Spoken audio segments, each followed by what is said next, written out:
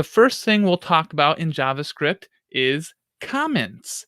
Comments are lines of code that JavaScript will intentionally ignore. They don't do anything. They're just used to create notes for yourself and others about what the code does. So if you do slash slash, you can make an inline comment. An inline comment means it's at the end of a line of code. For instance, I can put var number equals 5. That's a way to declare a variable, and we'll talk more about that later.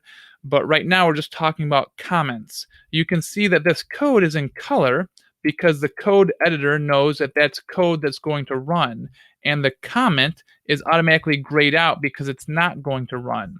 We can also do an inline comment, or I mean a multi-line comment. If we do a slash star, and I can put this is a, and then I can put multi-line comment, and I'm going to end with a star slash. So it begins with a slash star and ends with a star slash. And you can put as much text as you want in between these, and you can see this is all grayed out because it's all a comment. And then afterwards, I can put number equals, I can put number equals 9, and you can see it will be in color again because it's no longer commented out. Now we're going to talk about data types and variables. In computer science, data is anything that is meaningful to the computer. And JavaScript provides 7 different data types that you can use within JavaScript. Now, some of the more obvious and most common are strings and numbers. A string is just any sort of text. A number is a number. Now let's go from the top. So undefined is something that hasn't been defined. You may have a variable that you haven't set to be anything yet. Null means nothing. So you've set it to be something, and that thing is nothing. So you can say this is null or nothing. A Boolean means true or false. We talked about strings. A symbol is an immutable primitive value that is unique. Now we'll talk more about those later. Number is a number, and an object can store a lot of different key value pairs. Again, we'll talk more about those later. Now, you are often going to set data into a variable. A variable allows computers to store and manipulate data in a dynamic fashion. It's basically a label to point to the data. A variable is almost like a box, and you can fill it with anything. You'll fill it with the data that you want. So to declare a variable, one way is to use the var keyword. Var stands for variable, and I can say my name. I can set this to anything. It can be any of the data types above, but it's common to set something to a string. So I can set my name to be Bo. Now, later, you can set it to be something else. I can say my name equals 8. And you can just set it to other data types later.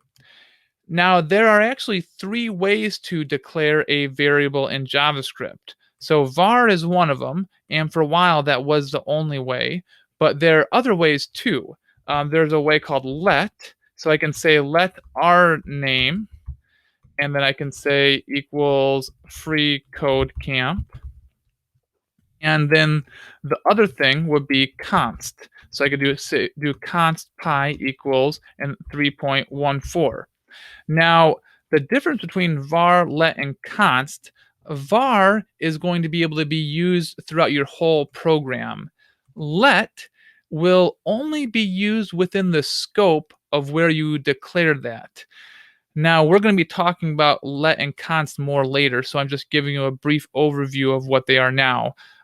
Const is a variable that should never change. It can never change.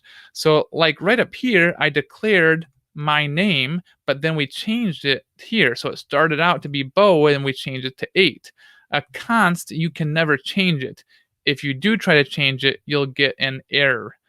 Okay, that's all for now, but like I said, we'll be talking more about the different types of variables later.